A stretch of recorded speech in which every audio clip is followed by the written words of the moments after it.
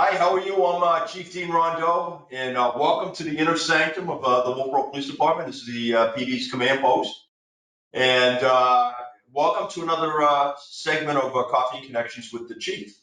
So this is the month of April. Spring's upon us, and it's a beautiful thing. A lot has happened since last month, and we're moving forward, I think, in a good direction. And everything appears to be going as well as it possibly can. We've promoted a couple of folks. The captain will talk about that here shortly. We've hired an additional police officer to fill a vacancy. Last month, Sergeant Asherbo has officially retired, and he is no longer with us. And though he will be coming back in a part-time capacity and completing some tasks and needs for the Wolfeboro Police Department. In fact, he'll be in command of our mountain bike unit that we'll be putting downtown this summer. The other good thing is that we've received additional monies from the Attorney General's office for our pedestrian crosswalk safety grants. So that's good. So you'll be seeing an increased presence in the downtown area later this spring and summer. So we're excited about that. I'm now going to turn it over to Captain Mark Livie. And also, before I do that, I just want to mention that we're joined today remotely by our town manager, our esteemed town manager. You'll see him on the screen. And we're going to be turning it over to him, and he'll be talking a little bit about things that are important to him in the town at this time. So having said that, I'm going to turn it over to Captain Mark Livie. Captain. Yeah, thanks, Chief. So a few things that, as you see what's going around right now is the COVID-19, but to get with the PD part, I'll start with what he's mentioned. So we've hired Joseph Shanks. He actually got sworn in April 1st. So that's you'll see him getting out to the road. The plan is to get him out to the academy when that starts. He's got a PT test on the second week of April, I believe it is, and then the academy will start then. Right now, I believe the academy is a little virtual due to the issues going on with the world right now. Secondly, Officer Sparrow has been promoted to sergeant with the retirement of Sergeant Randall Archibald, which goes into effect of June 1st, his retirement.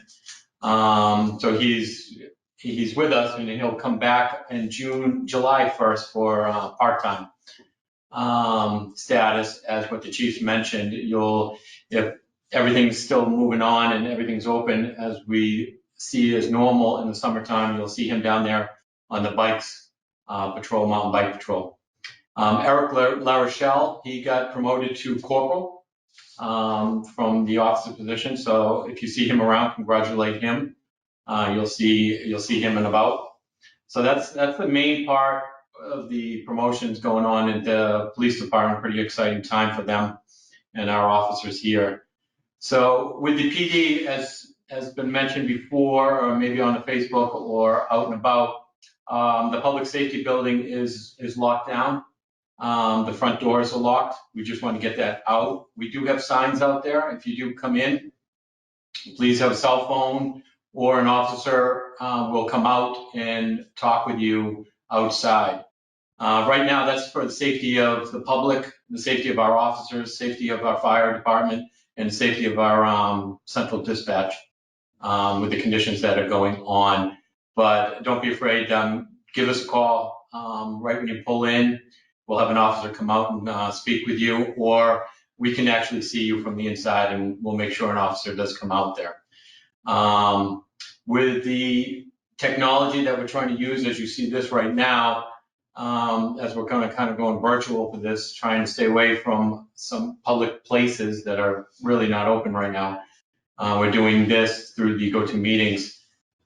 This is a lot of our way we're doing business. Business has changed for us tremendously. There's a lot of, if you're calling in to report a crime, you will get a phone call from an officer.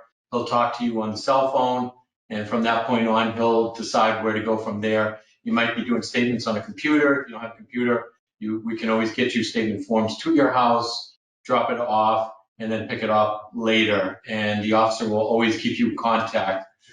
Just not the norm of every day as we proceed as what we were doing before.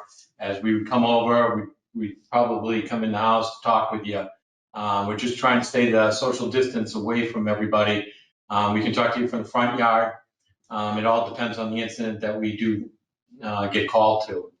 Some incidents, it's pretty hard to do that, but that's why we have protocols and policies in effect for this, the way we're doing business right now. So hold that thought for a second, Captain. Thank you. I just want to talk about a couple of things here to our folks. Almost a month ago, maybe even a little bit longer, we changed up our policing policies and strategies in light of the COVID-19 virus, and we were leaning forward a little, looking at how we were going to deal with this. And we're in this fight for the duration.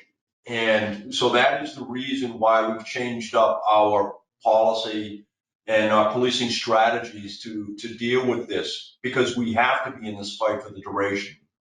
We're first responders.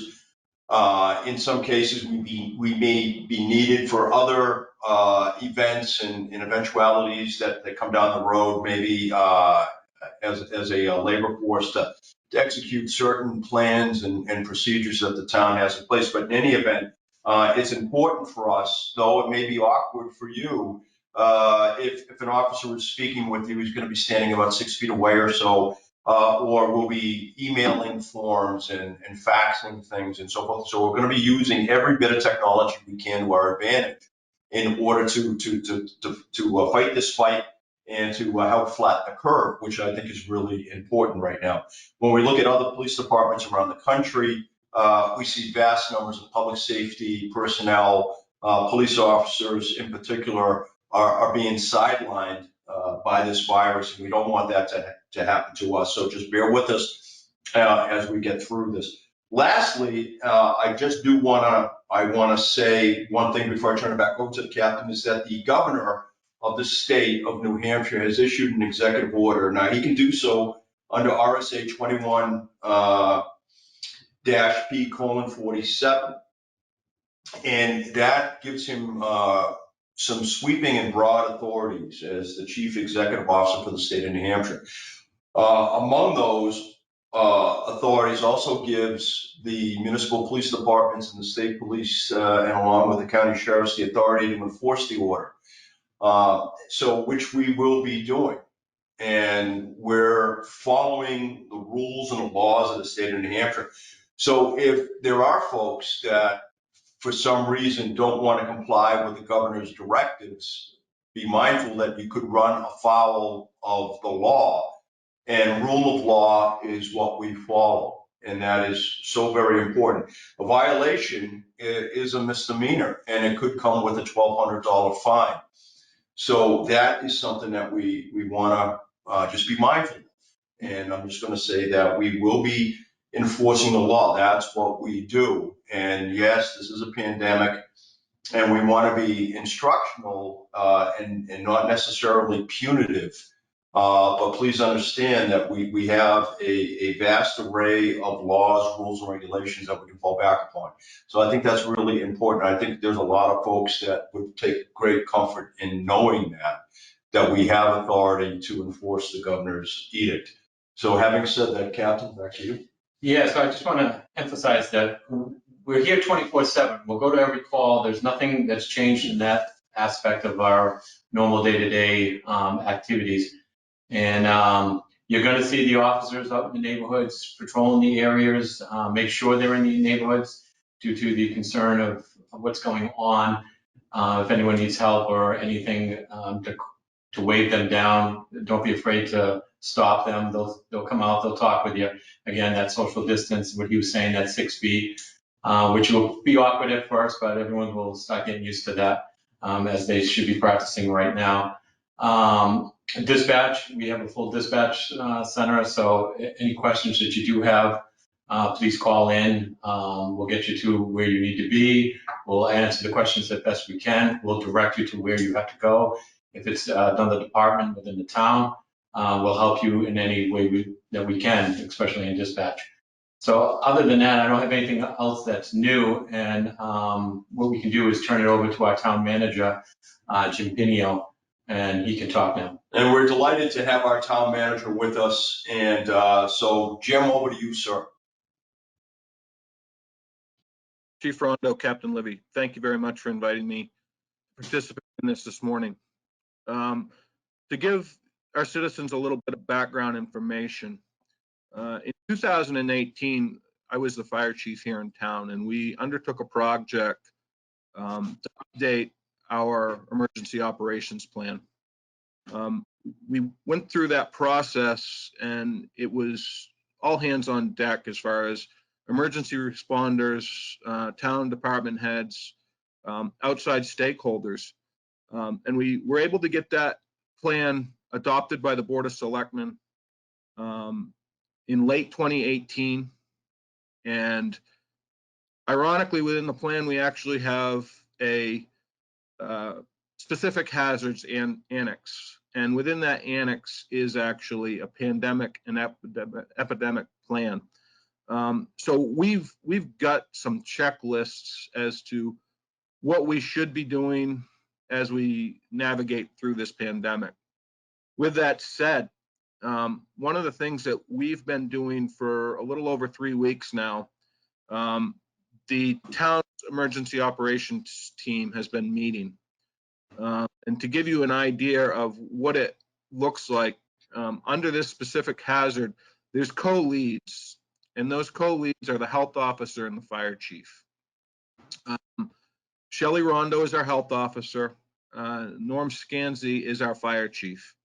So they've basically got the lead as the incident commander in this event. Under them, there's 4 functional areas. There's the operations section, there's the planning section, there's the logistics section, and then there's the finance section. These individuals are part of the command staff of the team. As far as the operations section is concerned, that is under the direction of Chief Rondeau. The planning section is under Deputy Chief Thomas Zotti of the fire department. The logistics section is Captain Mark Livie from the police department. And the finance section is under the town finance director, Troy Neff. The incident commander also has got 3 staff positions which are have been filled. Those 3 staff positions are the liaison officer, who is our town planner, Matt Sullivan, a safety officer who is back and forth between Shelley Rondeau and Norm Scanzi when they're not in the incident commander role, and myself as the public information officer. One of the things that we've tried to do in these meetings, we've met with the various emergency support functions throughout town. There's 17 of them. I'm not going to go through them all. I don't think you need to know that at this point. One of the things I would say, tomorrow night, April 1st, there's going to be a Board of Selectmen's meeting. At that Board of Selectmen's meeting, each one of the command staff members is going to give a brief update as to our situation right now in Wolfeboro and what's been going on within their functional areas under the incident management system. So to go back a little bit, as far as town offices is concerned, on Sunday, March 15th, we made the decision to basically go virtual at Town Hall. This was actually ahead of a lot of other communities in our region, and we felt it was the right thing to do to protect our staff and our citizens. It was a little bit of a struggle at first to get the employees on board and to get the citizens on board with operating under a different model, but it's actually worked out quite well to this point. And from the staff, we've got to thank you, the citizens, because you guys have been amazing in understanding why we've done this and have just been a pleasure to work with. I hear this daily from our billing department, our town clerk's office, our planning department. So that's all positive. So to give you a little bit of more background, within the billing department, they are staffed, so you can call the billing department at any time. One of the items that is going to be actively taking place, and this should go into effect a week from now, we are going to be suspending the convenience fees associated with online payments. At this point, the environment we're in, those types of online payments are no longer a convenience, they're a necessity. So we feel that it makes good sense to absorb those so that you don't have to pay that impact to pay your bills online. And we appreciate the people who have been doing that and actively working through that. You can always continue to drop your payments off at town office in the drop box at the back of the building. Or if you have other arrangements that you would like to make, you can always call the billing and collections office and we'll work with you on being able to make those arrangements. The town clerk's office, again, they've gone for the most part virtual. There are some things in which the town clerk has to have in-person interaction. We understand that.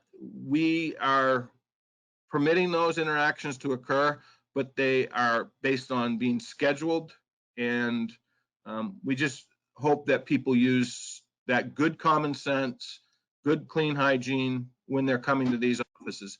If you're ill, stay home, don't come. There's no need for it. And that's the same thing that we've encouraged our staff.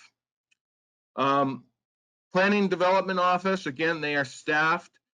They've changed up a little bit the way that they are conducting inspections.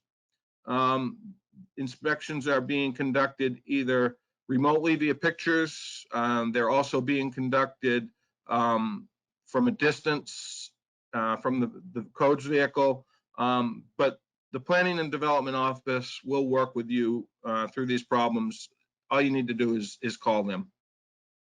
Solid waste has been one of the hot button issues in town. Initially, we made the determination that we're going to stay with winter hours.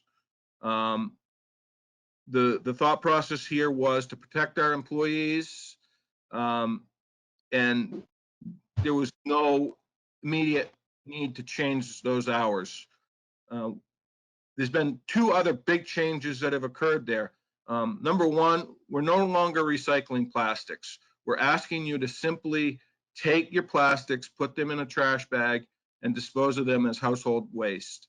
The reason is the number of times that the staff has to handle the plastic product through recycling, and the length of time in which the virus lives on plastic materials. So we're asking that you just throw them away.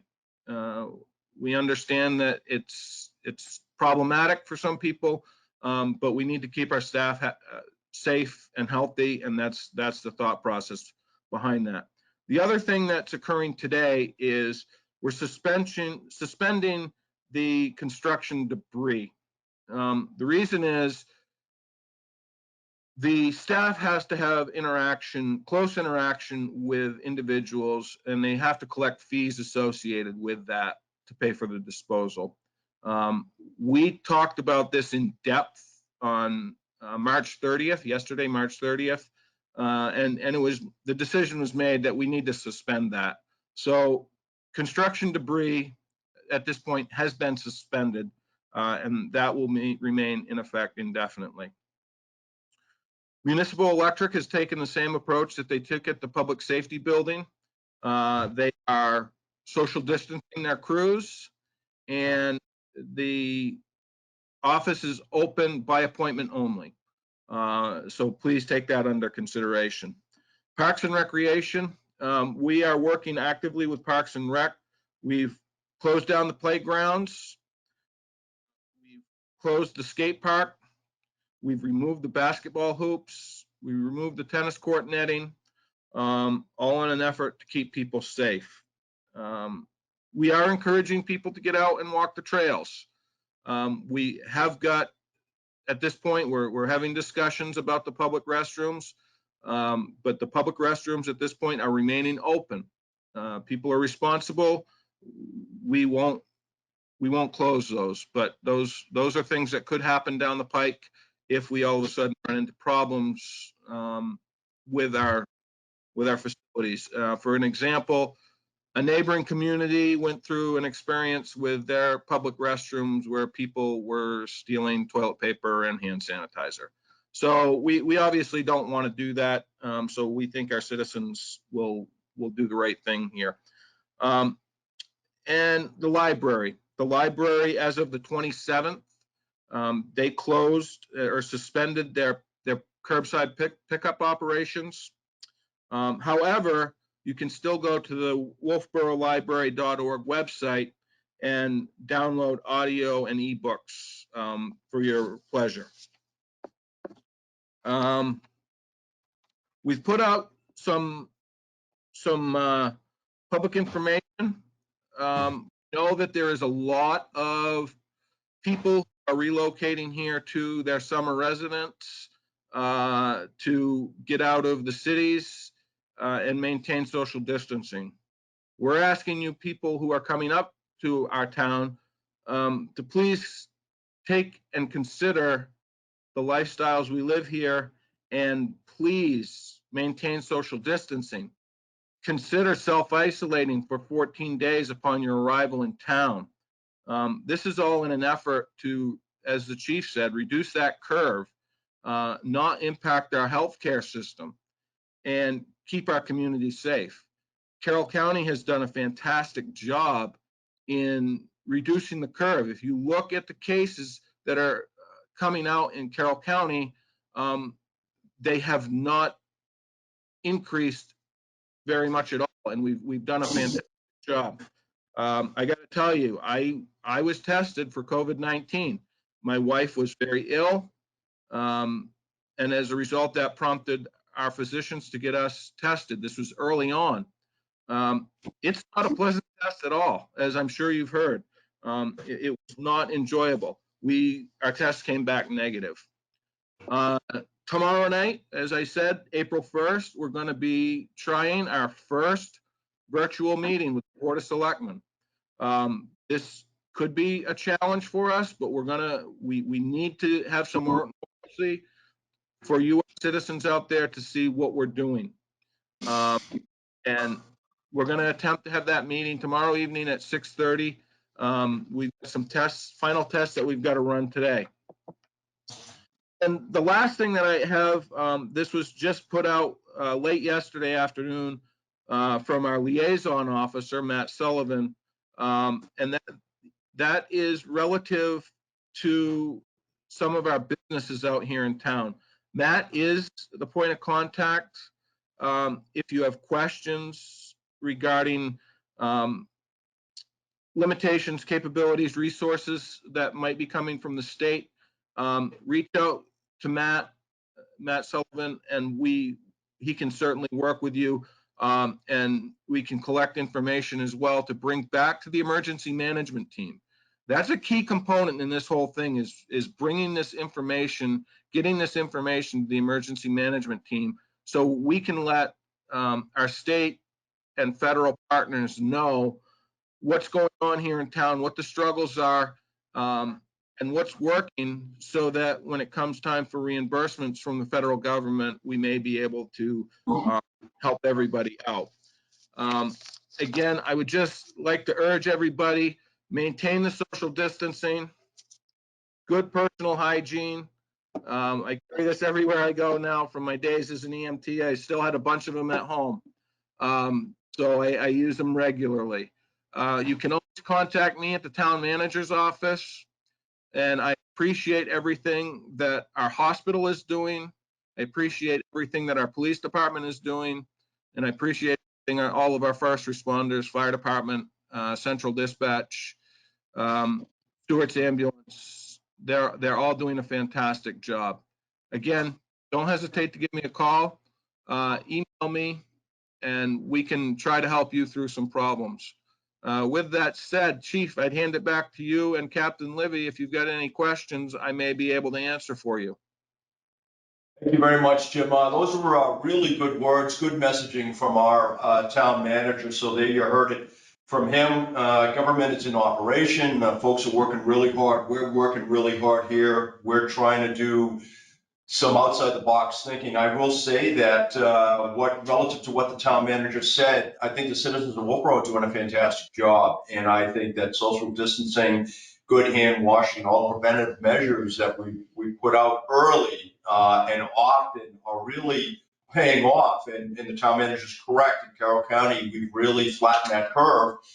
And this is where we can all come together to do that. And I think this is really, really important. So again, we're going to get through this. We're going to get through it together. And we just need to cooperate. As I used to say in the Army, this is a cooperate and graduate exercise. So that's exactly what this is. Having said that, I just now want to just focus on some safety. So consider this your safety tip of the month, folks. Again, it's April. We need to look on the bright side of things. It's beautiful out there. The sun is shining. And this is a time to turn to those chores in the garden and the lawns and get things cleaned up. And we have plenty of time to do that. That's one of the good things here, right? I mean, my wife has been getting me on all those pesky home chores that I have never had time to do. So that's the good thing here. So 1 April, the first thing I want to mention, and we've seen this come across our Facebook feed, is people want to know, hey, are you going to close salmon season? No, I don't have that authority, and I have no interest in closing salmon season. So if you want to go out fish, that's fantastic. It's a great recreational activity. It's permitted by the governor's edict, so it is permitted. The only thing we're going to ask you to do is go ahead and socially distance, right? And of course, you need to comply with the rules and the laws, right? You got to go get your fishing license and all this other stuff that you have to do to remain within the framework of Fish and Game and everything that they ask of you. So please do that and have a great time doing that. So again, if you like to go down to the docks and the bridges and so forth, that's fine. Just make sure that you're staying about 6 feet away from your friends and competitors, and have a wonderful time. Along with that, the ice is thin, right? The ice is really thin, so you got to be careful. And if you've got to get your ice shack off the ice, if you haven't already done that, you need to be really, really careful in how you do that, okay? And so I'll just park that there for now. And then the last thing I want to say is emphasizing what the town manager said. Social distance, right? Do all those things that we've been doing, frequent hand washing and sanitizing. And that means that if you go grocery shopping or if you go and get fuel for your vehicle, you want to wipe down the pump there. You want to wipe down that keypad where you got to put the number in if you want to wear plastic gloves. Please don't dispose of your plastic gloves in the parking lot. Throw them, take them off inside out and throw them in a garbage can. There's some videos on YouTube that you can download if you don't know how to do that. Once you get through shopping, make sure that you use hand sanitizer and so forth. Just take precautions. I think that's all we're really saying at this point. We're in really good shape right now. As of 1 April, I think we're in really good shape in the town. And we want to obviously keep it that way. So we're here for you. And please understand one last time, these precautions are not meant to be punitive, all right? So please don't think that. They're meant to keep you and us and everybody within our community safe. So that's it. That's your April Coffee and Connections with the Chief. Thank you very much for tuning in. We want to thank the town manager for being our guest today on the show. And welcome to the inner sanctum of the Wolfeboro Police Department. A lot of folks don't get to see this room. This is where it all comes together and where it all happens. So the new technology we have, we're certainly putting it to good use. So thank you very much, folks, for tuning in. And please join us next month for another segment of Coffee and Connections with the Chief. Thank you very much.